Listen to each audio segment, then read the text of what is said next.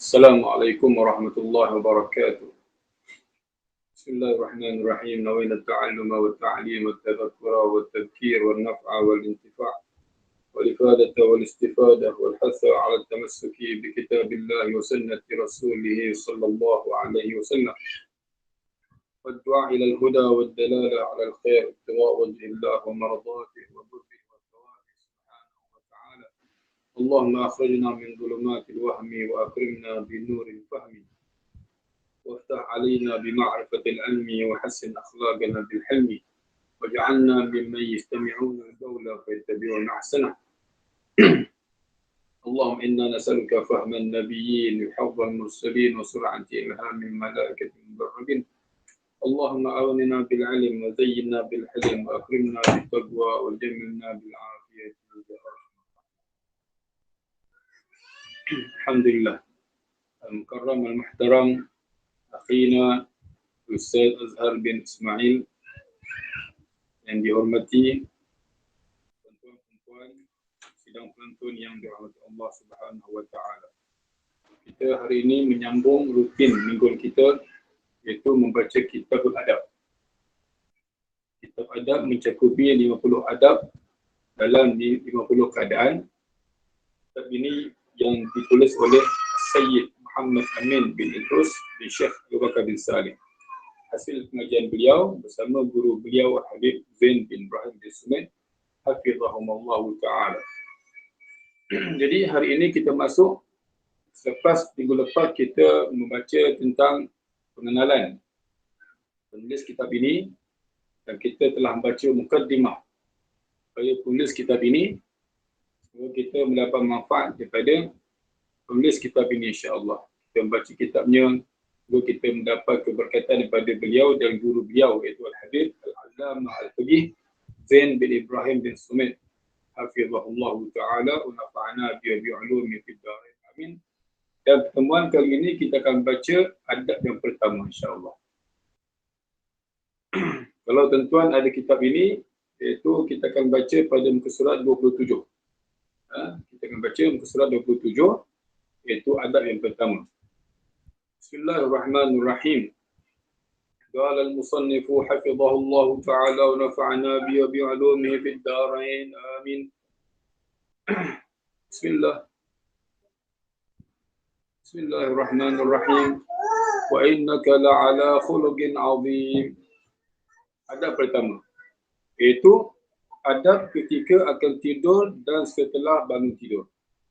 Jadi hari ini kita akan mempelajari tajuk yang penting sebenarnya. Mungkin ramai di kalangan kita dianggap adab ini adab ketika akan tidur dan setelah bangun tidur dianggap remeh, dianggap tak penting. Tapi dalam Islam tak ada benda yang tak penting. Semuanya penting. Jadi di antara sempurnanya Islam ini, syariat yang dibawa oleh baginda Rasulullah sallallahu alaihi wasallam. Jadi sampaikan kita ni untuk dalam ke bilik air, apa kita perlu buat dalam bilik air pun Nabi terangkan. Cara nak cebok macam mana, cara istinja macam mana, cara nak mandi wajib macam mana, cara nak duduk, kita nak buang air besar, air kecil tu, kita nak duduk pun macam mana, Nabi terangkan. Itu menunjukkan Islam ni agama yang sempurna yang dibawa oleh baginda Rasulullah sallallahu alaihi wasallam. Jadi kalau ada di kalangan kita yang memperkecilkan adab-adab itu, bermakna dia telah memperkecilkan syariat baginda Rasulullah sallallahu alaihi wasallam. Jadi barang siapa yang menta'zimkan, barang siapa yang mengagungkan Rasulullah, barang siapa yang mengagungkan syariat ataupun adab-adab Nabi, maka dia adalah orang-orang yang agung, orang-orang yang hebat. Dan barang siapa yang merendah-rendahkan adab Nabi, dia mempertikaikan atau dia dah belajar tapi dia tak ada niat langsung, tak ada berazam untuk melakukan adab-adab Nabi, maka dia walaupun kaya atau walaupun dia orang yang alim berilmu, tapi pada Nabi dia orang-orang yang tak dipandang langsung oleh Allah dan Rasulullah sallallahu alaihi wasallam. Semoga kita mendapat pandangan nazarah daripada Allah dan daripada Rasulullah sallallahu alaihi wasallam. Kita mohon kepada Allah, ala ya Allah binadrah minal ainir rahimah tudawi kullama bi min amradin sagimah Dia minta kepada Allah satu nadrah pun cukup. Satu pandangan Allah kita, satu pandangan pun cukup. Kerana kita tahu yang mana Allah Ta'ala setiap hari akan memandang ke bumi ini 360 pandangan. Barang siapa yang terkena pandangannya, pandangan Allah pada dia, maka dia tak akan menjadi orang yang syaqi, orang yang rugi. Di dunia dia beruntung, dan di akhirat pun dia beruntung dapat keredaan dan dapat syurga Allah Subhanahu Wa Ta'ala. Jadi adab pertama ini, adab pertama daripada 50 adab. Iaitu tajuknya adab ketika akan tidur dan setelah bangun tidur.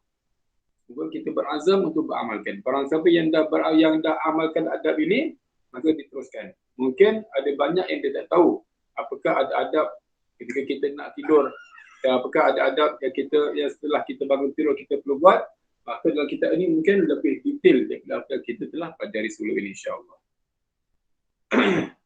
Di antara ada adab ketika akan tidur.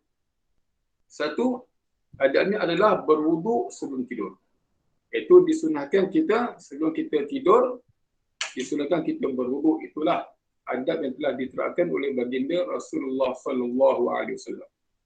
Dalam sebuah hadis, sabda Rasulullah sallallahu alaihi wasallam, "Tahhiru hadhil ajsad." Nabi bersabda, sucikanlah kamu badan-badan kamu. Jadi Nabi bersabda, sebelum kamu tidur, maka sucikanlah badan kalian. Nescaya Allah akan menyucikan kalian. Kalau kita sucikan badan kita yang kita berwuduk, maka Allah akan sucikan diri kita dan Allah akan sucikan hati-hati kita.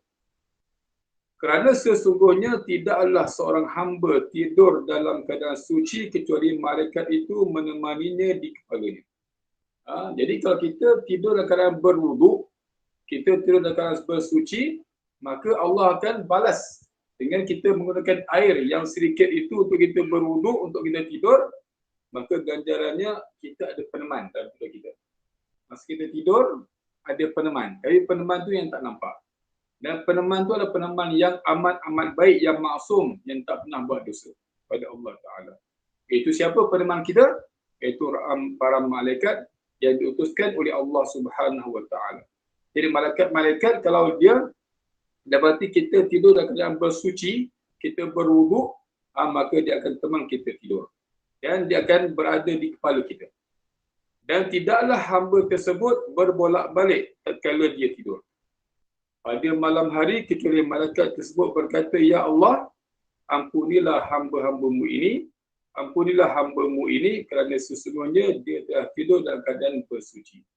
Ini ganjaran faedah yang akan dikecapi, yang akan didapati oleh orang-orang yang bersuci atau berwuduk, ataupun dia berjunub pada malam hari, kemudian dia mandi wajib dahulu.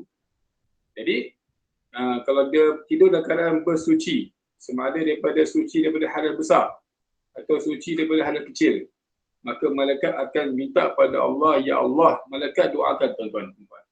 Kalau malaikat yang maksum itu mendoakan kita, minta pada Allah agar doanya didoakan pada kita, untuk kita, maka doa itu pasti makbul. Kerana malaikat la ya'sunallaha ma amarahum yaf'aluna ma yu'marun. Malaikat di antara hamba Allah yang maksum, yang tak pernah buat dosa, yang taat perintah Allah. Maka apakah doa malaikat itu? "Ya Allah, ampunilah hamba-hambamu ini." Masya Allah. Kerana sesungguhnya dia telah tidur dalam keadaan bersuci. Jadi dia tidur dalam keadaan bersuci, atau kitalah, semoga kita mendapat faedah ini. Jadi malang karang bagi orang-orang yang tak pernah berwuduk masa dia tidur, maka selepas dia dengar kitab ini, hadis ini, kuliah ini, maka dia pun bergegas nak tidur, dia berwuduk, kemudian dia tidur, insya-Allah dia akan mendapat janji Allah Subhanahu Wa Ta'ala, iaitu malaikat mendoakannya. Malaikat yang menemani tidur mendoakannya, "Ya Allah, ampunilah hamba-Mu ini." Kenapa diminta ampun pada Allah agar diampunkan dosa kita? Kerana sesungguhnya dia telah tidur dalam keadaan bersuci. Maknanya kita ada beza lah antara kita dengan orang kafir. Orang kafir mereka itu kalau nak tidur, tidur terus. Di mana saja dia nak tidur, dia tidur, atau apa keadaan dia tidur. Tapi kita ini walaupun nak tidur, kita nak tidur macam kita nak semayang, kita bersuci dahulu.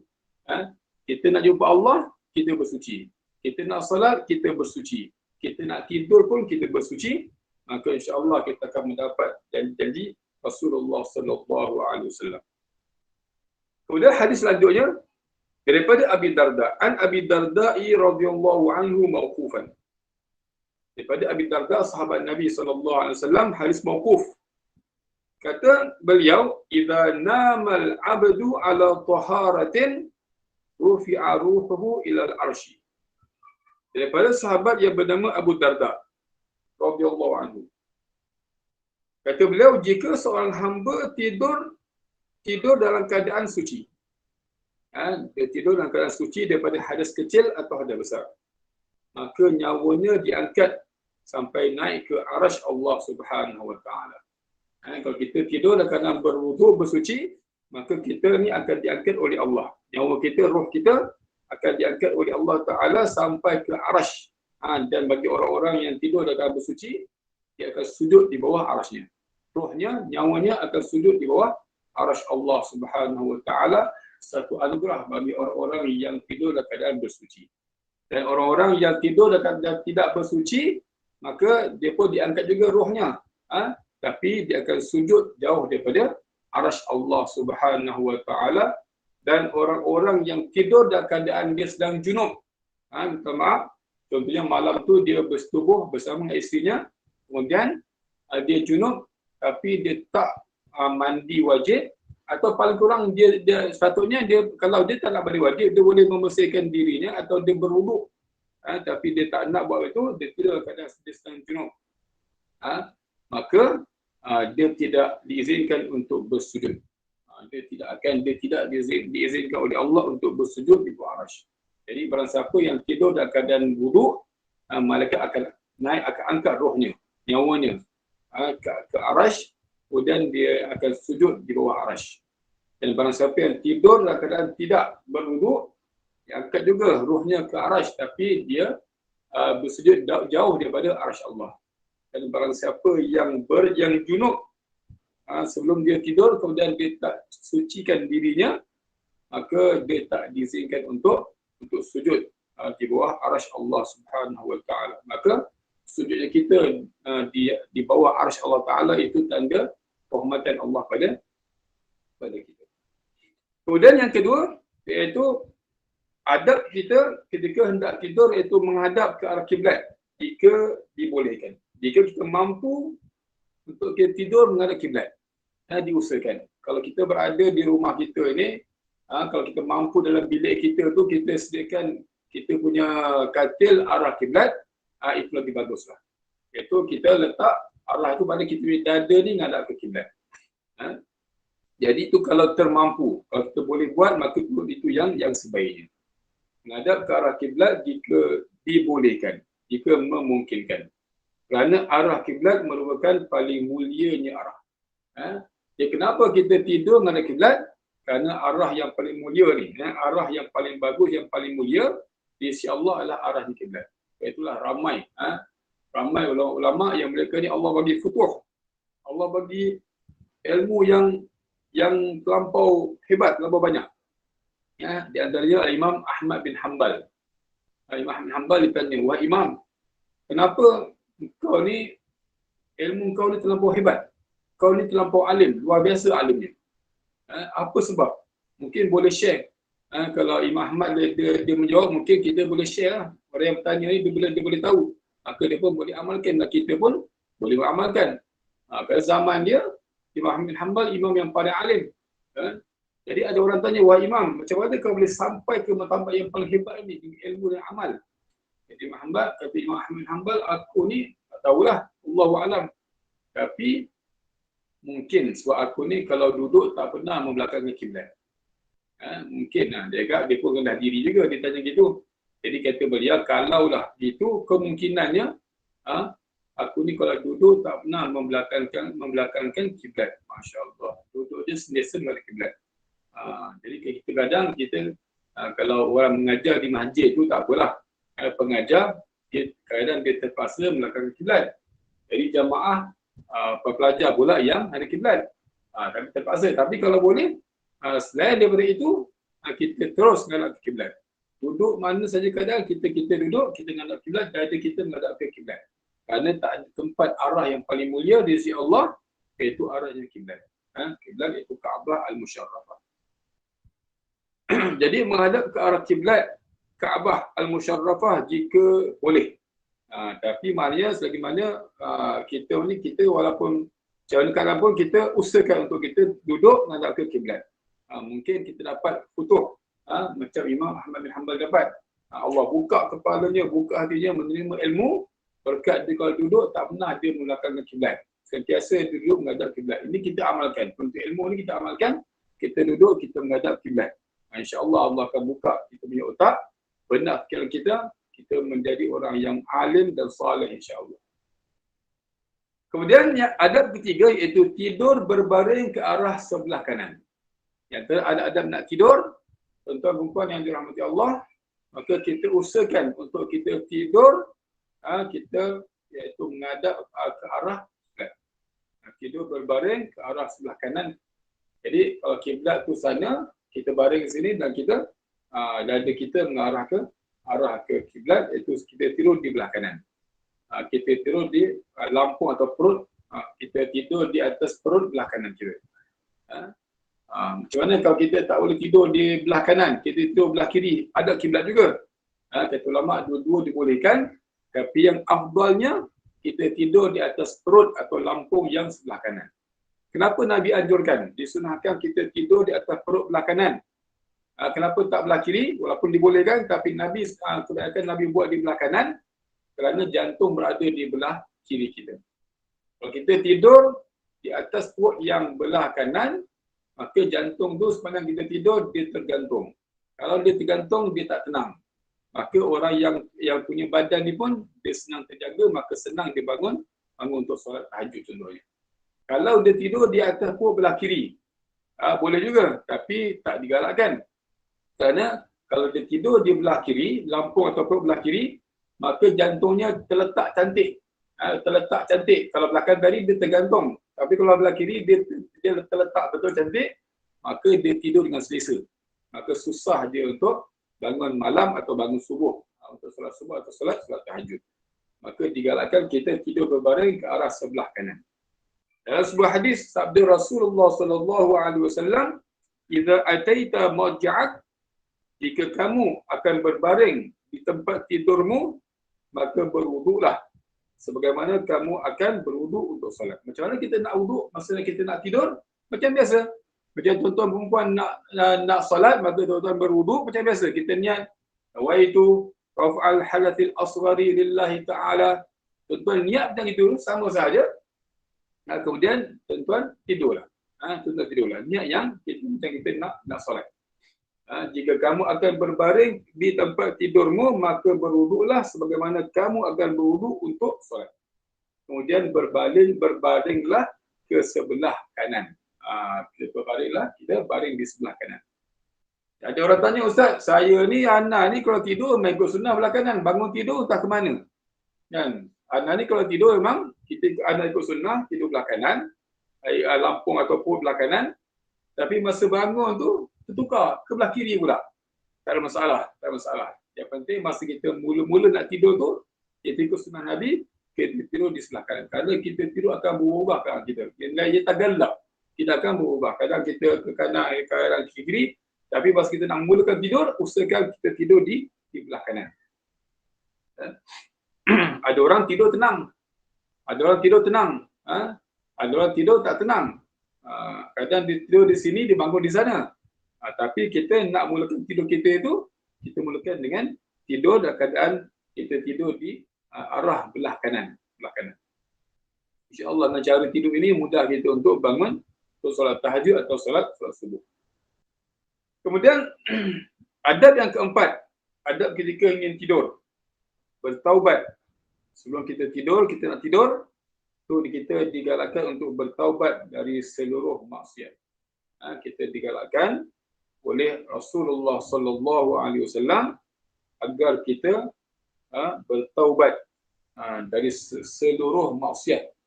Sama kita sedar atau tak sedar. Kita perasan atau tak perasan, hari ini kita pernah buat maksiat ke tak? Kadang mungkin orang tu dia perasan dia tak pernah buat maksiat hari ni. Hari ni dia buat kebaikan sahaja. Tapi bagi hamba Allah yang soleh, walaupun benda tu benda yang makruh, benda yang makruh, benda yang tak digalakkan dibuat, kalau dia terbuat, itu pun boleh dianggap adalah maksiat. Kerana Allah tak suruh kita buat benda itu. Nabi pun tak suruh kita buat benda itu. Kita terbuat benda itu, benda yang makruh, itu pun kita digalakkan untuk bertaubat. Bagi orang-orang yang makamnya tinggi di sisi Allah, orang yang berilmu, orang yang ahli ibadah, dan ulama ni, mereka ni makam mereka tinggi tak sama dengan orang biasa. Orang berilmu, mereka punya makam, martabat mereka ni tinggi di sisi Allah, maka mereka ni tak sama dengan orang-orang yang biasa-biasa, orang awam. Dikatakan, kata ulama, hasanatul abrar, sayyiatul muqarrabin. Hasanatul abrar, sayyiatul muqarrabin.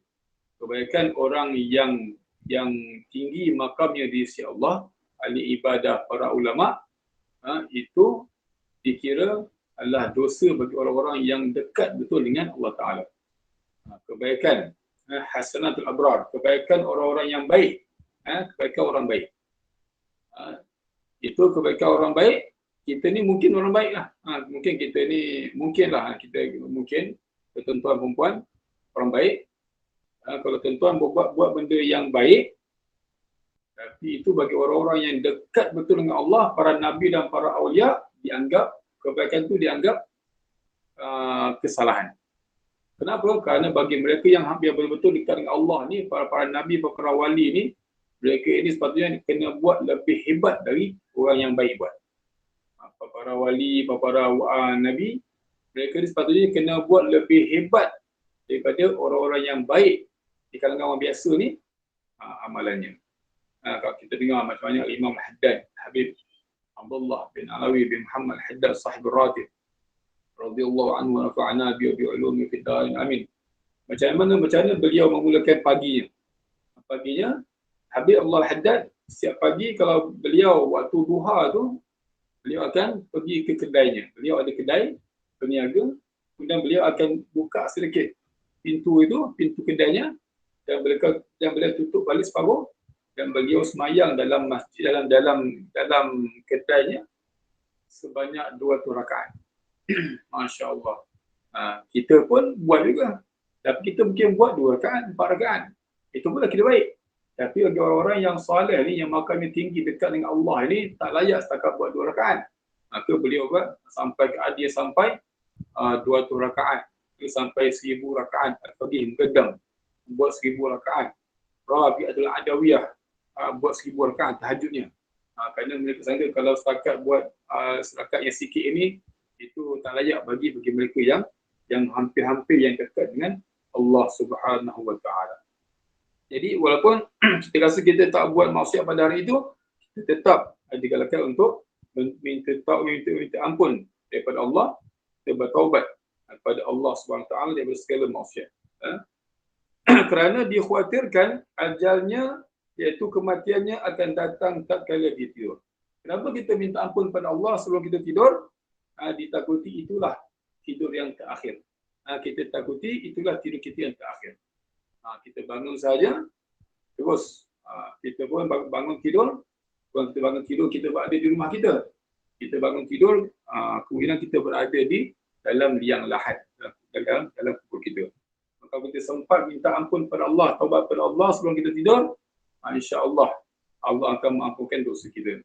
Jadi kata Sayyidina Ali bin Abi Talib karramallahu wajhahu alaihi salam, barang siapa yang diilhamkan oleh Allah Ta'ala untuk dia meminta ampun atas segala dosanya, itu tandanya Allah nak terima pengampunannya.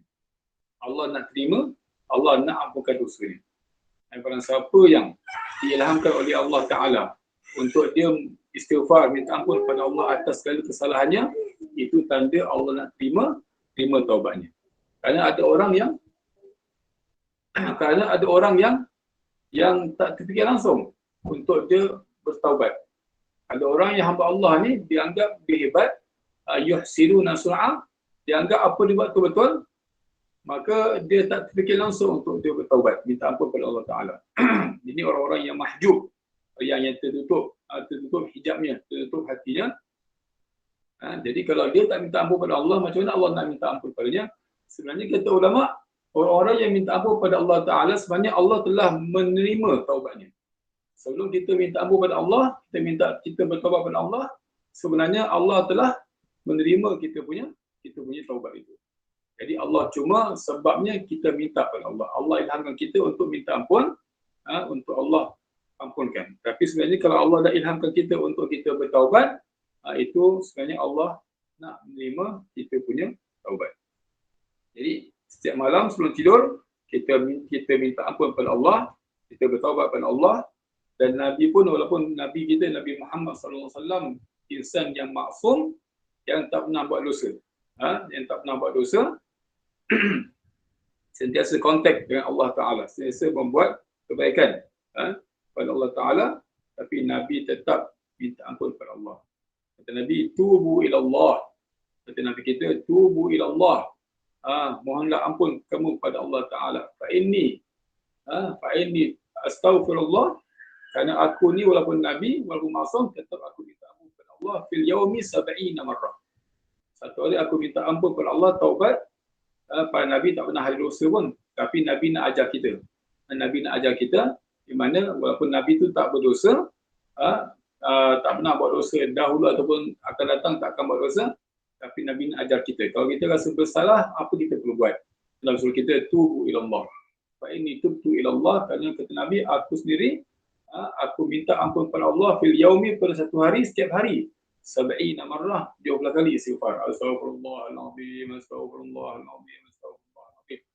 Dalam riwayat lain, fa'inni tubtu ilallah mi'ata marrah.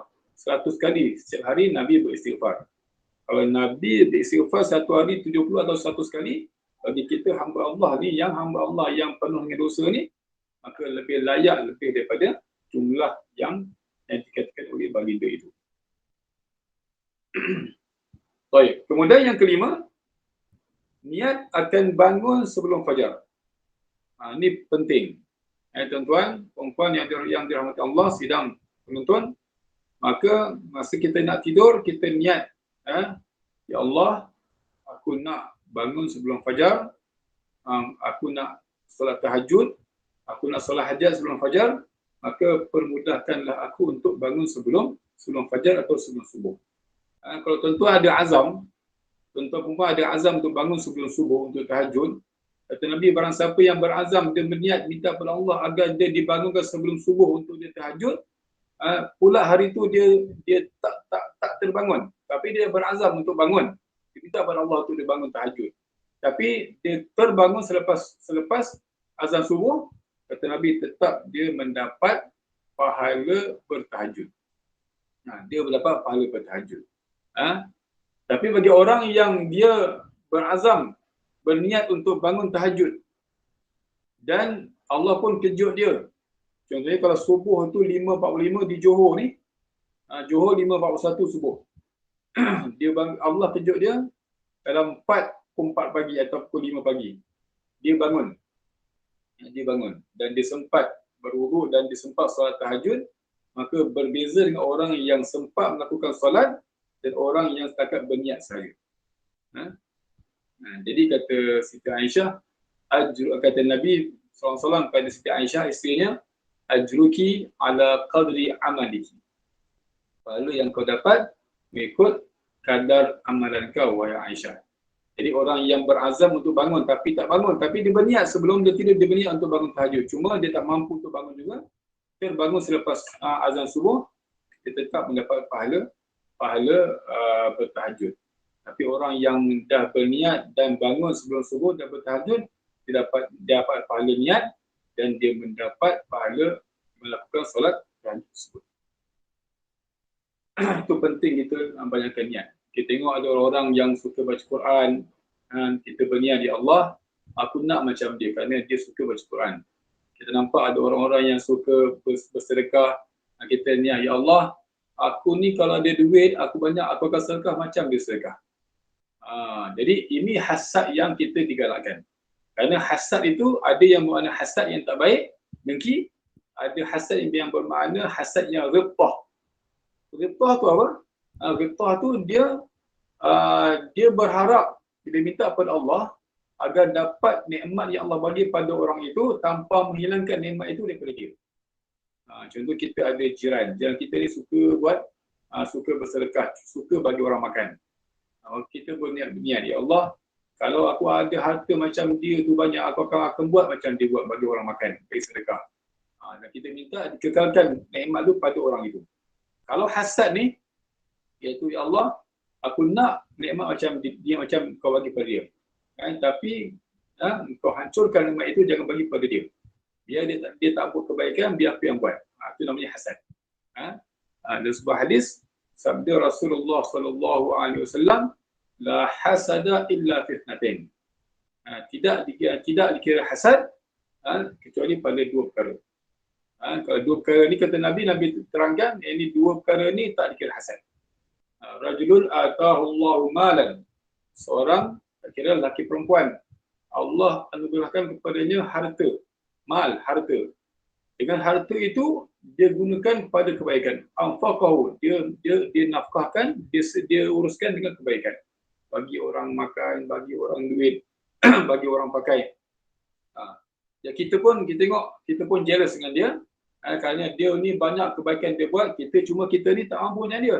Dan kita berniat, ya Allah, aku nak apa yang macam kau bagi pada dia, dan aku akan buat macam dia buat.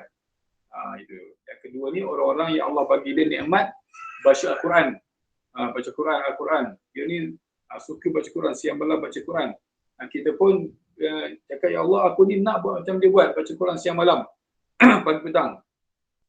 Jadi kalau kita nak gitu, walaupun kita tak mampu nak buat macam dia buat, asyik baca Quran saja, tapi dapat pahala itu tak dikira kita hasad dengki padanya. Itu namanya ghibtah.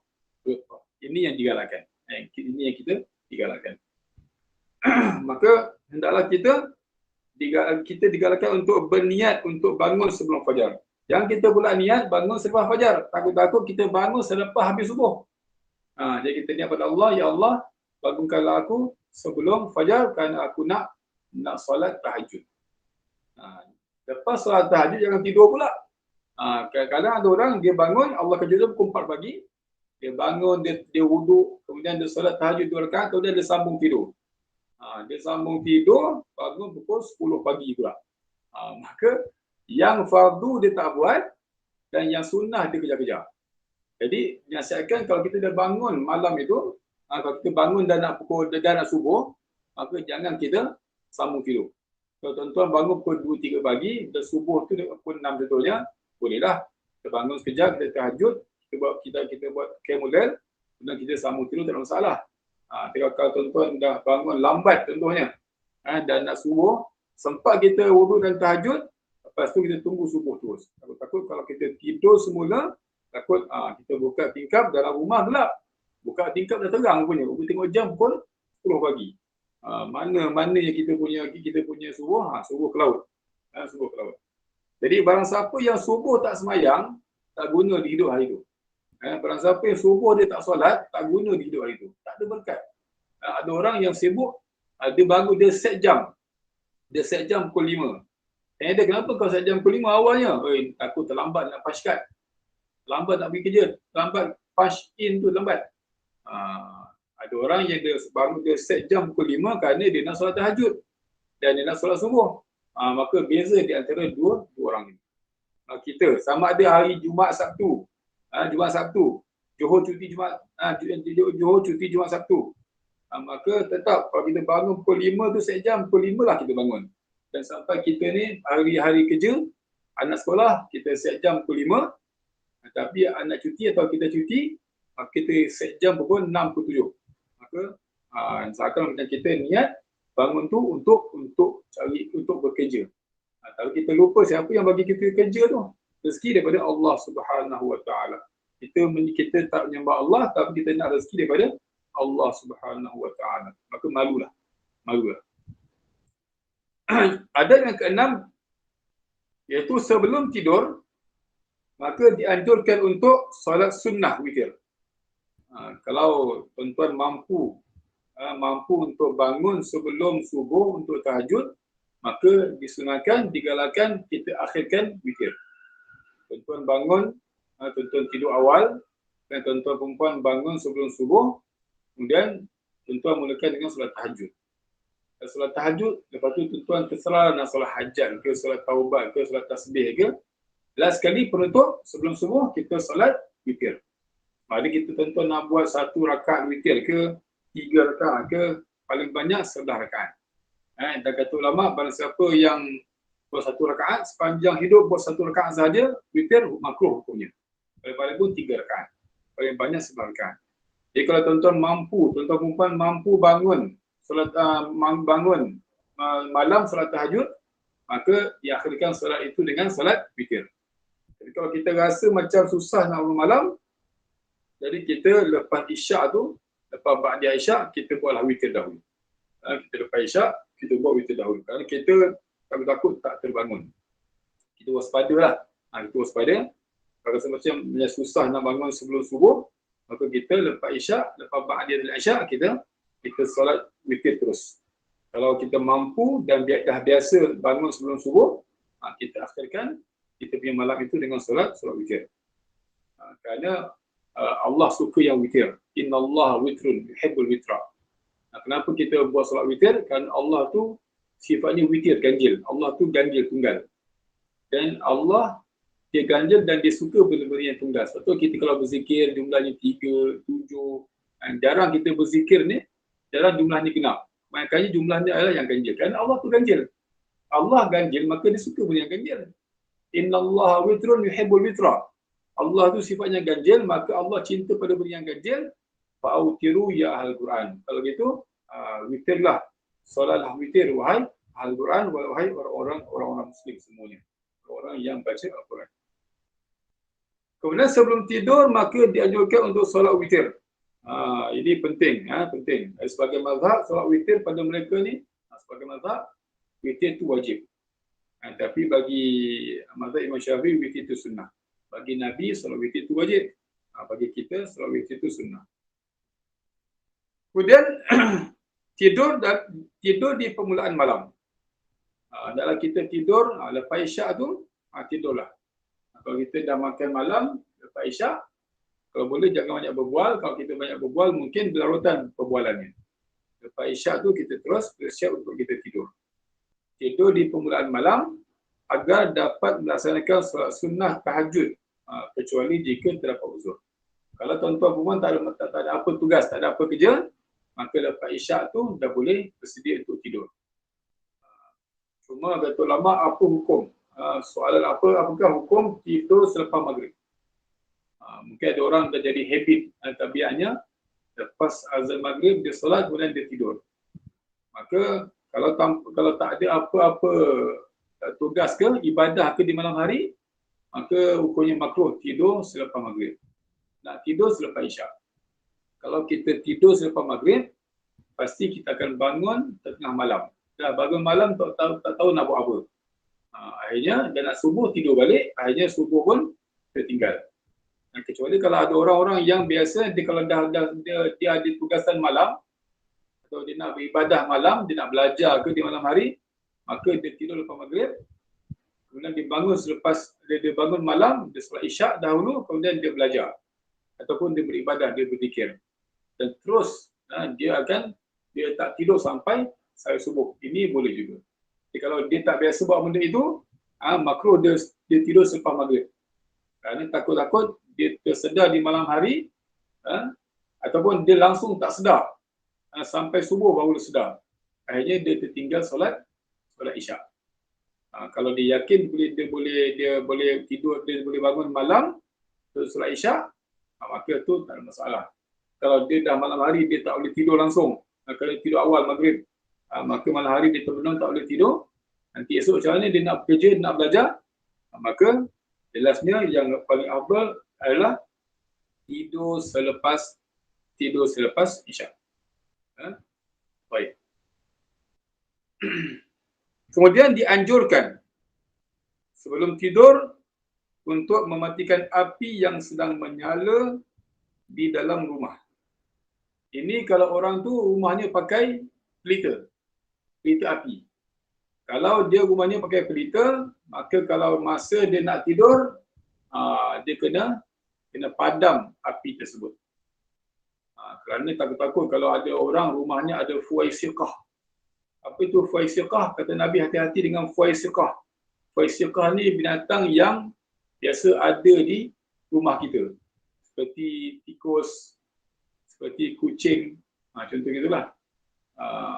Kita takut kita tidur nanti, kucing itu tak tidur. Tikus tak tidur. Dia suka kita tidur, tak tidur. Maka kita punya pelita tu masih ada api, takut dia terlanggar. Habis. Puncanya api yang kecil, kita tak waspada. Kita tak ikut sunnah Nabi.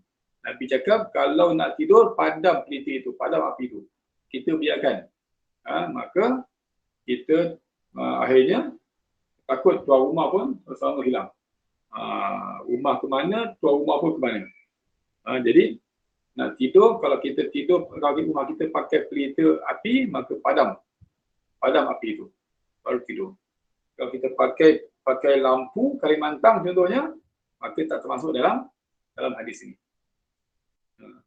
Ini hadis ini sesuai pada zaman Rasulullah SAW, kerana mereka itu hidup mereka dalam rumah, mereka pakai pelita api. Baik. Dalam sebuah hadis, Nabi bersabda, janganlah kalian membiarkan api di rumah kalian menyala ketika kalian akan tidur. Hati-hati. Sampai benda ini pun kalau kita ikut akal kita, kalau Nabi tak ajar, Nabi tersebut pun tak apa. Kalau ikut akal kita, memanglah nak tidur ni memang kena padam semuanya. Takut kita tidur, anak tak tidur.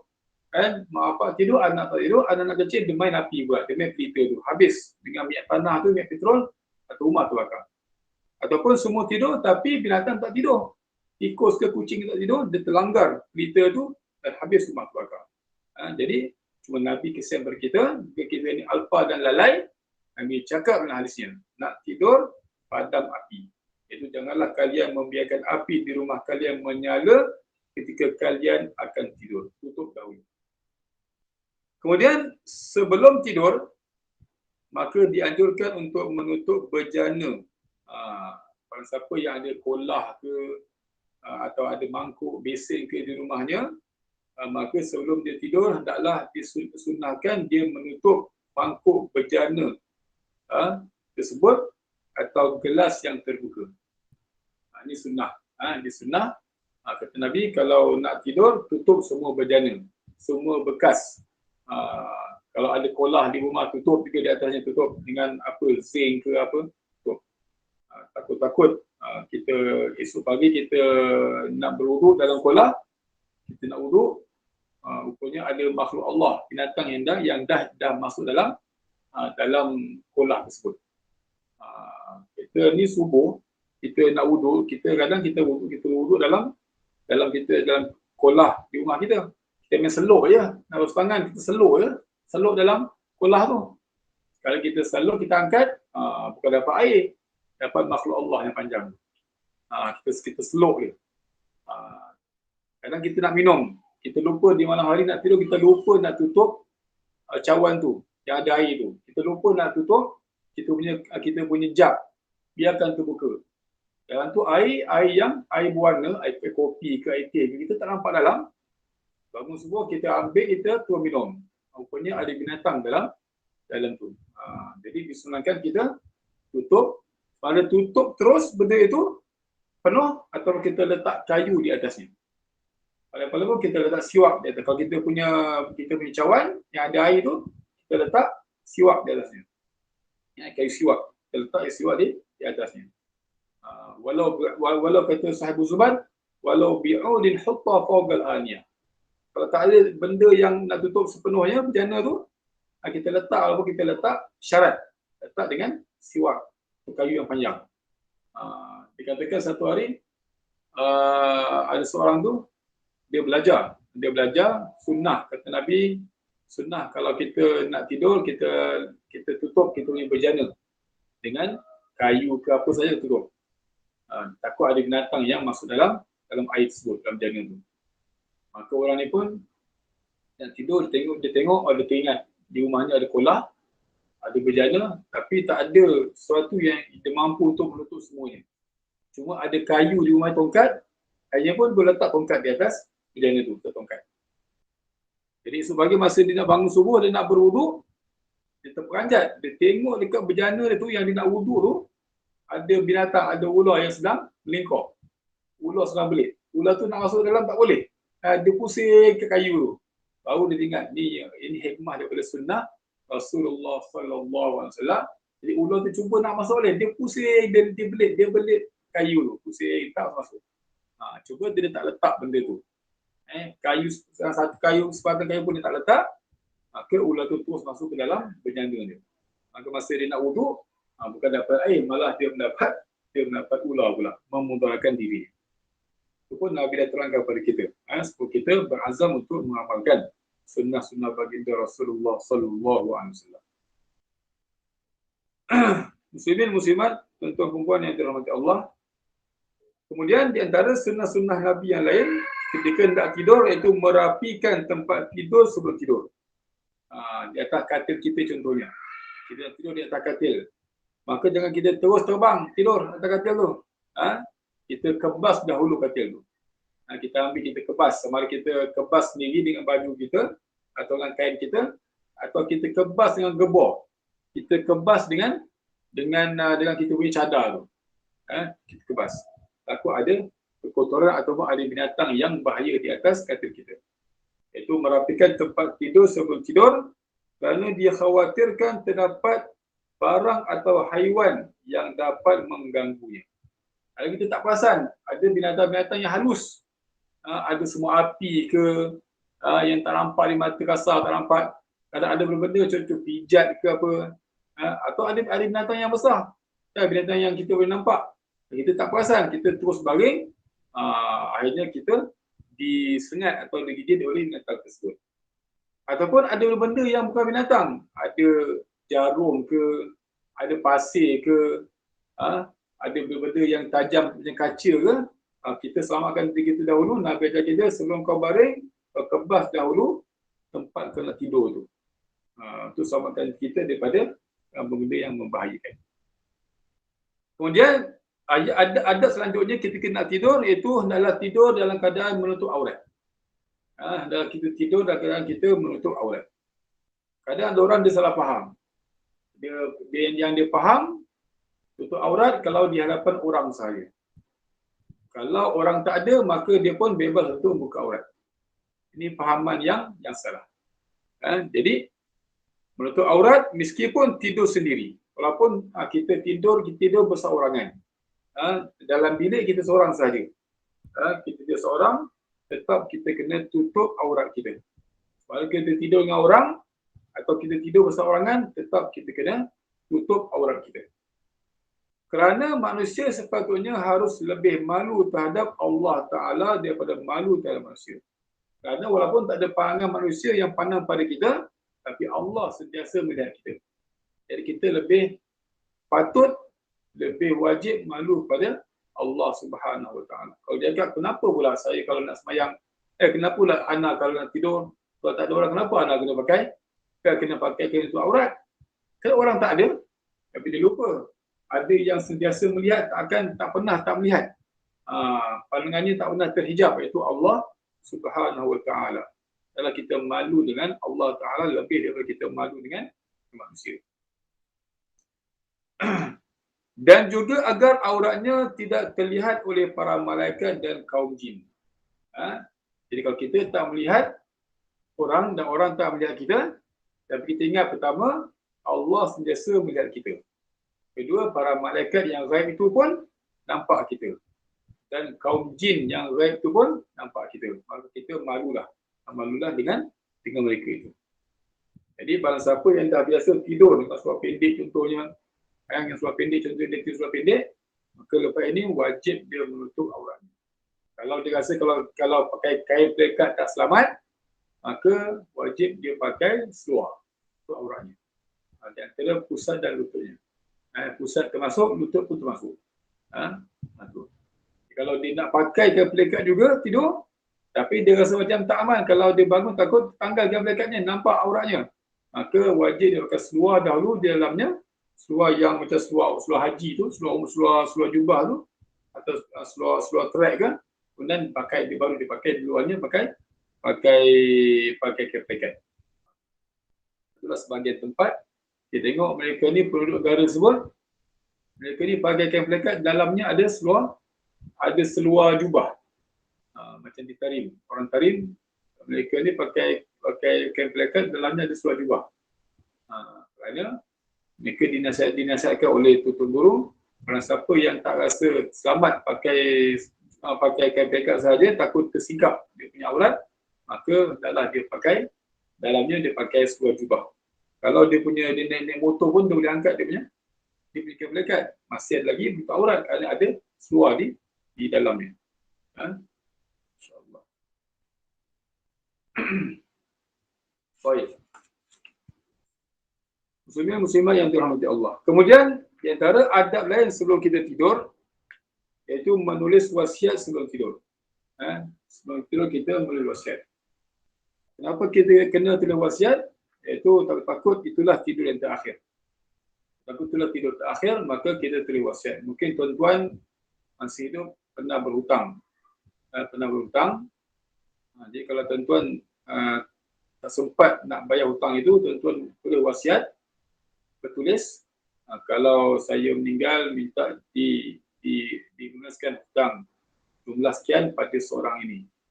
Kalau kita meninggal, kalau kita nampak ada wasiat itu, jadi keluarga boleh membayarkan hutang tersebut daripada harta pusaka kita. Jadi kalau ada orang yang nak volunteer, nak bayarkan hutang kita dengan harta dia, tak masalah. Tapi kalau asalnya hutang itu akan dibayar dengan kita punya harta pusaka. Sebelum diagihkan kepada pewaris, maka duit itu kita digunakan untuk membayar kita punya hutang.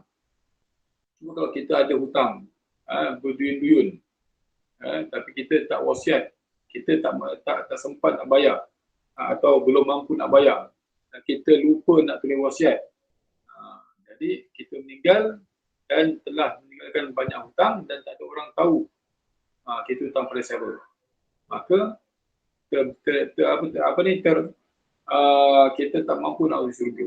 Itulah dalam sebuah hadis sabda Rasulullah sallallahu alaihi wasallam, yughfaru lisyahidi kullu dhanbin illa ad-dain. Akan diampunkan pada orang yang mati syahid di medan perang. Orang yang mati syahid di medan perang itu tempatnya syurga. Darahnya jadi syahid saksi, yang mana dia ni meninggal kerana berperang jalan Allah lawan kafir. Tapi masa dia nak masuk syurga nanti, tiba rupanya malaikat sebut, ya Allah, dia ni ada hutang. Dan dia belum sempat lunaskan, dan dia pula tak tinggalkan wasiat. Dia tak ada wasiat untuk minta pada keluarganya atau siapa saja lunaskan hutangnya kalau dia meninggal. Maka sebagaimana hutangnya di dunia tak dilunaskan, lagi tu dia tak boleh masuk ke syurga Allah Subhanahu Wa Taala. Walaupun dia mati syahid. Walaupun dia syahid, tetap dia tak boleh nak masuk syurga. Kecuali kalau ada orang-orang yang membayar hutangnya di dunia. Jadi, itu dikatakan kita menulis wasiat sebelum tidur. Terutama yang berhubungan dengan hak-hak orang lain. Seperti barang titipan amanat. Jika ada orang minta dia jagakan barang orang, atau orang simpan duit pada dia, kerana dia ni al-amin yang dipercayai oleh masyarakat, atau ada hutang yang masih berada di tangannya, atau hutang yang masih berada dalam tanggungannya, dia ada hutang. Kalau dia sempat tulis wasiat kepada meninggal dibaca, maka adalah orang yang akan uruskan hutang tersebut, bayarkan, barulah dia boleh masuk ke syurga Allah SWT. Kemudian selanjutnya, saling berjauhan ketika akan tidur bersama orang lain. Ini kalau kita tidur ramai-ramai, atau orang atau pelajar tidur di asrama, maka kita tak boleh tidur dekat-dekat. Yang boleh tidur dekat-dekat ni suami isteri, kan, satu selimut. Kalau bukan suami isteri, maka haram tidur dekat-dekat. Lebih-lebih lagi tidur satu gebor, satu selimut, tak boleh. Maka tidur itu, kalau nak tidur satu katil, kena berjauhan sedikit. Suami isteri tak ada masalah. Jadi yang bukan suami isteri atau di antara lelaki-lelaki ni, sahabat handai, nak tidur itu tak boleh rapat-rapat tidur. Lebih-lebih lagi kalau tidur satu satu cadar, satu selimut, tak boleh. Takut takut dia tersentuh bahagian yang sulit ke kawan dia, atau dia buat benda yang tak digalakkan buat ke, itu. Jadi tak boleh tidur dalam keadaan yang berdekatan. Kena tidur dalam keadaan yang berjauhan. Kemudian meletakkan tangan. Ini sunnah Nabi. Kalau nak tidur, kita letak tangan di bawah kita punya pipi kita. Kita tidur belah kanan, di bawah perut, kita tidur di bawah perut belah kanan. Kemudian kita punya tangan ni, kita punya tapak tangan, kita letak di pipi kita. Masa awal tidur. Kalau bangun tidur dah berubah, tak ada masalah. Tapi masa kita nak mulakan tidur itu, kita tidur belah kanan, arah kiblat, dada kita, dan kita punya tapak tangan kita letak di pipi kanan kita. Dan niatkanlah semata-mata untuk mengikuti jejak baginda Rasulullah SAW. Kenapa kita buat benda itu? Tidur belah kanan, ada kiblat, kalau kita letak tapak tangan di pipi kita, pipi kanan, kita niat ini dah nak ikut cara Nabi Muhammad, Nabi kita tidur. Masya Allah. Walaupun kita ni mungkin tak senasab dengan Rasulullah. Kita binasab bukan nasab Nabi.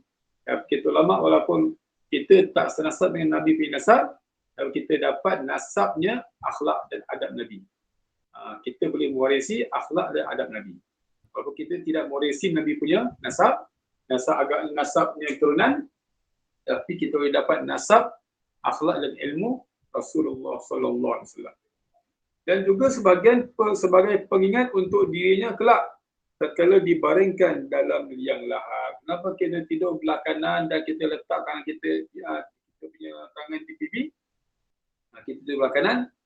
Kerana apa? Kerana agar kita sentiasa ingat satu hari kita akan dilahatkan, kita akan ditidurkan, kita akan meninggal dan kita akan dibaringkan di dalam kubur pun macam posisi yang sama kita tidur yang Nabi ajar. Masya Allah. Jadi kita ingat kita tidur belah kanan, inilah kita akan dibaringkan nanti masa kita meninggal nanti dalam kubur. Kemudian selanjutnya adab sebelum kita tidur, berzikir sampai tertidur. Nabi suruh kita agar berzikir sebelum kita tidur, bukan kita tengok handphone. Ada orang nak tidur sibuk tengok handphone. Jadi kata doktor, antara sebab mata kita ni menjadi rabun kerana kita melihat cahaya di tempat gelap. Di antara faktor-faktor yang bolehkan mata kita jadi rabun, antaranya apa? Kita sentiasa sering melihat cahaya di tempat gelap. Sekarang kita buatlah, anak-anak muda, umur baru dah berapa, dah pakai cahaya mata. Kan? Puncanya kerana anak-anak muda sekarang dah sibuk nak tidur, tutup lampu, dia pandang pada handphonenya. Buka handphonenya. Maka itu bahaya. Jadi kita apa cara kita buat masa nak tidur, kita berzikir terus, kita berzikir kepada Allah. Apa bentuk zikir ataupun zikir yang Nabi dah ajar untuk kita tidur. Ini ada dalam kitab Al-Khulasah li Umar bin Hafidh, Khulasul Madad. Ada doa untuk kita tidur, ada doanya yang kita amalkan. Biar kita ni yang akhir sekali kita sebut sebelum kita tidur adalah zikrullah. Biar kita kalimah perkataan yang terakhir sebelum kita tidur tu, sampai kita tertidur kita sebut nama Allah. La ilaha illallah, la ilaha illallah, la ilaha illallah, subhanallah, subhanallah, Allahu akbar. Sampai kita tidur. Ada orang dia tak sebut benda tu tapi dia sibuk benda lain. Dia tertidur dengan perkataan tu. Tapi biar kita tertidur dengan perkataan yang Allah nak kita sebut nama Allah. Berbeza dengan orang yang khatamkan atau akhirkan tidurnya dengan sebut nama Allah, dan orang yang khatamkan tidurnya dengan menyebut nama selain Allah Subhanahu wa taala. Dan terakhir insya-Allah iaitu kita naklah bersiwak sebelum kita tidur. Dan setelah kita tidur, ambil siwak. Kita siwak. Sebelum kita tidur, bersiwak dan gosok gigi pun boleh. Kita buat dua-dua. Kita gosok gigi sebelum tidur, dan kita bersiwak sebelum tidur, dan bangun tidur kita bersiwak, ambil siwak balik, dan lepas tu kita gosok gigi pun tu digalak. Kita buat dua-dua. Tuan-tuan, insya-Allah ini di antara adab-adab kita baca hari ini, ada adab ketika kita ingin tidur, nak tidur. akan datang, pertemuan akan datang, insyaAllah kita akan baca adab selepas bangun tidur. Sebenarnya pembahasan ini panjang lagi. Panjang lagi. Tapi saya ambil ringkasan yang ringkas. Kalau tuan-tuan ada kitab ni, tuan-tuan boleh baca lah. Tuan-tuan boleh baca sendiri. Saya ambil yang ringkas yang penting-penting untuk kita amalkan seharian. Dan pertemuan akan datang, insyaAllah kita akan baca adab-adab kita setelah telah bangun tidur. Apakah kita perlu buat setelah kita bangun tidur? Agar kita punya kehidupan ni kehidupan yang nabawi. Kita punya kehidupan jadi kehidupan nabawi, semua yang mengikut cara perbuatan baginda Rasulullah sallallahu alaihi wasallam. Wallahu a'lam. Bismillahirrahmanirrahim. Alhamdulillah. Allahumma shalli wa sallim ala sayyidina Muhammadin wa ala ali sayyidina Muhammad.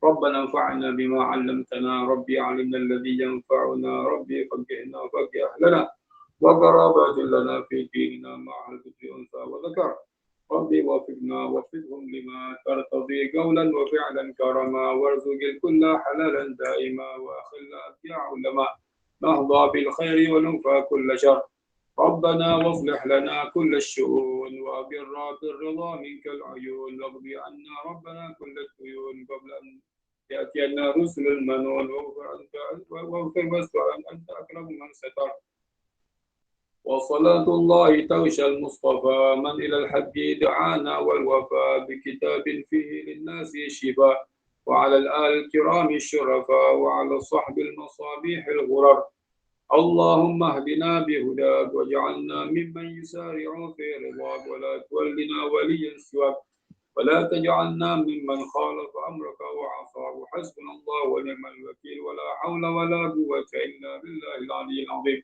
وصلى الله على سيدنا محمد وعلى آله وصحبه وسلم الحمد لله رب العالمين السلام عليكم ورحمة الله وبركاته